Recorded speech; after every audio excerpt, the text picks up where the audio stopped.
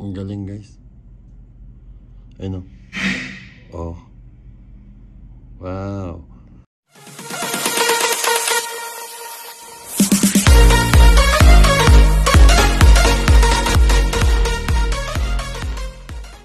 Good morning, magandang umaga, magandang buhay ka-RGB. Ngayon po ay araw ng Sabado.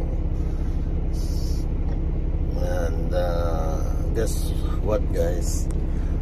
Guess what? Edi guess mo na. And kumusta ang buhay-buhay? Sana'y nasa maayos kayong kalagayan mga ka-RGB. At syempre ang inyong lingkod po ay kahit pa paano okay naman. At nandito nga tayo ngayon sa ko lang kung ano saan tao, Lake Delton Village of Sauk, Wisconsin. Ayan, sa mga kapwa ko truck driver, alam naman natin na meron, hindi naman siya kalakihan yung outlet dito. Pinili ko na mag-day off dito guys para malibang-libang naman tayo kaysa mag-day off tayo sa Rapid City, South Dakota. Doon na tayo noon nakaraan, so wala tayong mapaglibangan doon. Dito pwede tayong mag-ikot-ikot. Patayin na natin si Petring. At nagbobtail nga ako. Nagbobtail ako papunta rin no? Iniwan ko doon sa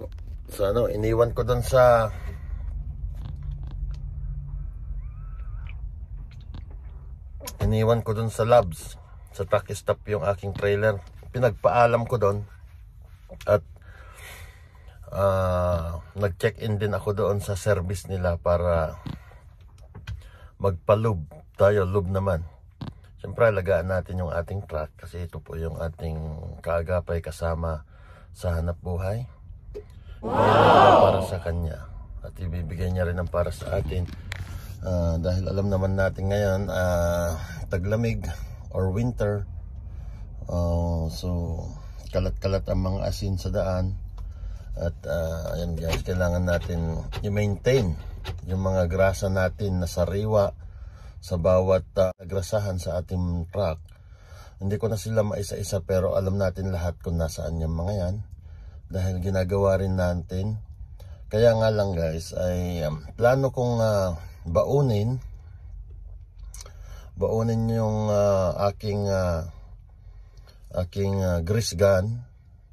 Pero ang iniisip ko, hindi mo maiiwasan yung magkalat, or pwede naman natin i-plastic, pero syempre sa halagang $34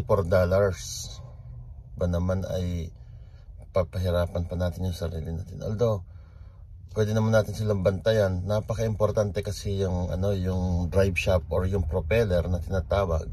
Common name sa Pilipinas, propeller. Yan kasi yung iniingatan ko. Yan ang talagang hanggat maaari linggo-linggo ako nagpapalit ng or tatap ng grasa niyan kasi yan po yung laban na laban. Yan po ang nagpapaikot sa ating mga gulong. Yan po ang nagpapaikot sa ating differential na nakakonekta po sa ating transmission. Yan po ay napaka-importanting gamit ni Pedring. So, yan guys. Bago tayo lumalim, tara let's muna. Ay napakaraming napakarami. Busy guys. Busy, napakaraming tao. Yan.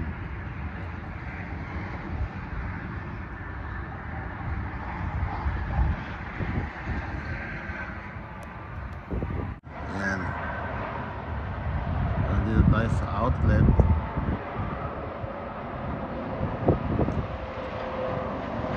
Ayan yung highway, yung I-90, 94, 39. Yes, may TJ Maxx, American Eagle. Ano to? Eddie Bauer. Ayan, famous sa footwear. At marami pang iba. Ito guys, busy yung parkingan nila, busy. Huwag natin kalimutan i-lock yung ating truck. Oh. Madulas ha. Oh no. At ito nga, malapit na naman tayo magpalit ng gulong sa harap. Ayan. Mga 4-5 buwan pa yan. Firestone po ang gamit natin. Balik tayo sa Michelin. Ayan, kasi mga tuyo-tuyo yung yung mga gragrasahan, no. At so, gaya nga ng sabi ko, naka-bobtail tayo. Bobtail means, sa mga hindi po nakakaalam, sa mga hindi truck driver, bobtail. Ngayon ang tawag nila sa bobtail, yung walang trailer. Dahil tinanggal ko nga po yung trailer natin. Ayan, tingnan natin yung mga gragrasahan. Ayan, no. Ayaw ko ng ganyan, yung natutuyuan ng ganyan. Kasi nga, sumabak tayo sa puro asin. Ayan, no.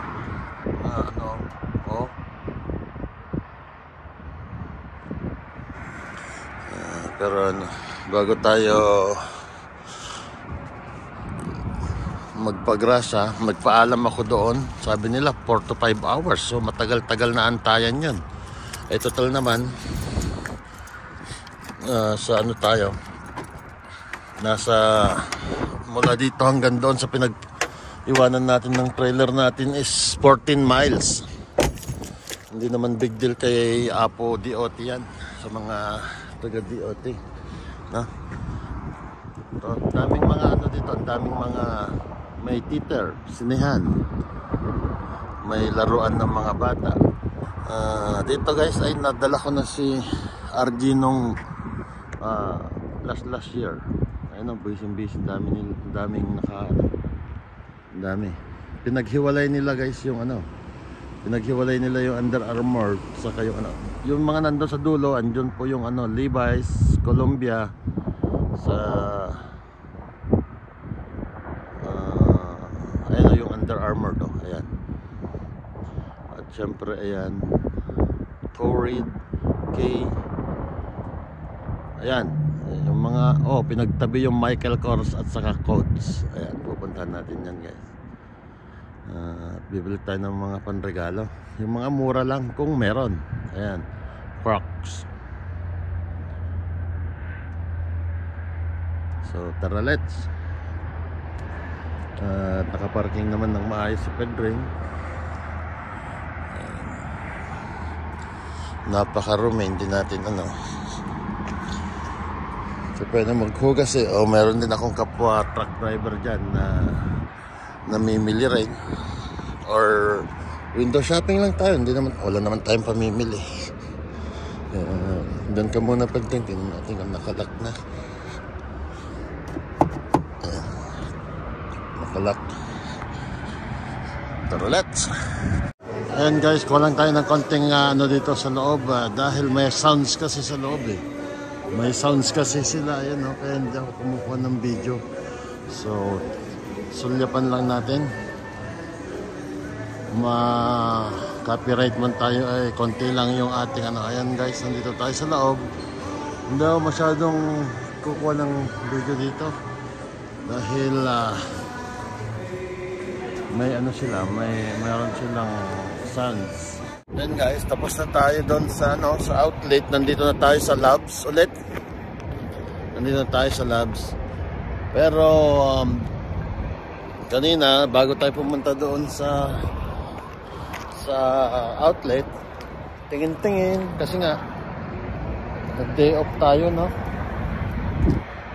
Nag-day off tayo. Ano tong natulo na to?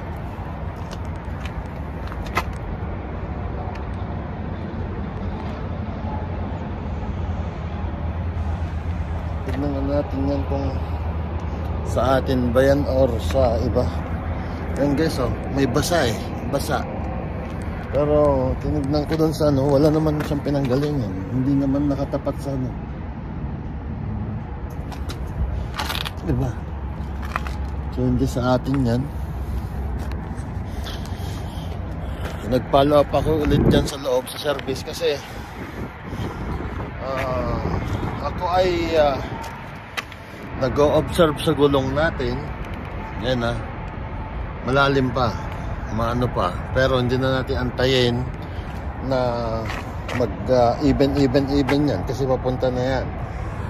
Okay naman yung steering natin, okay naman, wala naman tayong, kasi nga sa mga nagdaang mga video natin, yung mga vlog natin ay nagpa-wheel balance tayo, di ba? Para maiwasan natin ito, pero sadyang siguro gawa ng kalsada, hindi naman porket lahat ng dinadaanan natin ay maayos. Minsan yung mga kaldag-kaldag, minsan yung mga alon-alon na daan, marami yan. Kaya minsan nanonotice mo kung ikaw ay truck driver, yung tunog ay dig ganun pag tumatakbo yung truck. So ngayon magpa-rotate ulit ako ng gulong. Yung outer dadalhin sa inner kasi hindi Firestone po yung Firestone yung gulong natin sa unahan. Hindi naman kagaya ng Michelin na may arrow na yun lang talaga.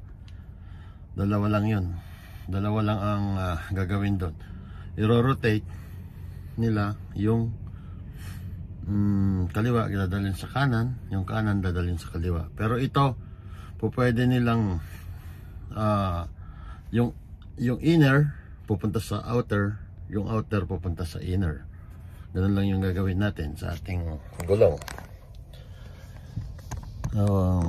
Nag-aantay ako kasi nag-check-in ako kanina, kaya inano ko na rin, kaya sinapat ko na rin mag-day off ngayon dito sa labs, dito sa may service mechanic, para yun po yung purpose. Ngayon tatawagan daw ako, nag-follow up lang ako kasi 5 oras na.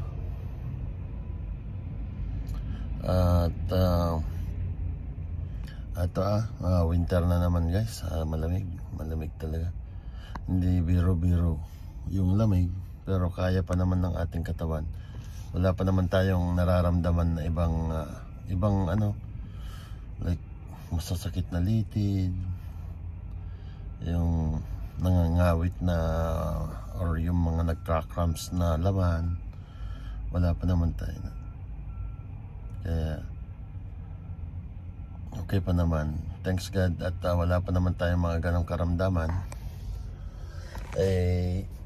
Eto, at di pa tayo nanananghalian dahil nakakaramdam ng gutom Pero hanap tayo ng Walmart dito kasi wala tayong prutas, wala tayong ano. Bili ako ng tubig dyan mamaya. Naubusan na rin tayo ng tubig. Meron na lang, kalahati na lang guys, kalahati. Last na to. So eto, pagka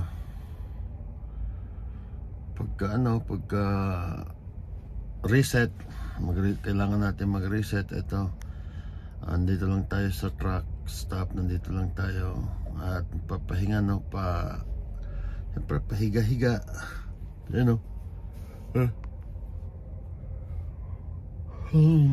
antok.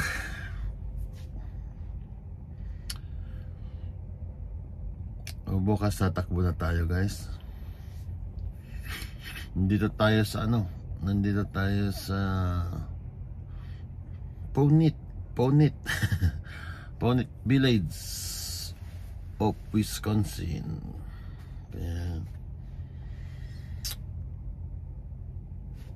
Ayan, kumusta naman kayo dyan mga ka-RGB?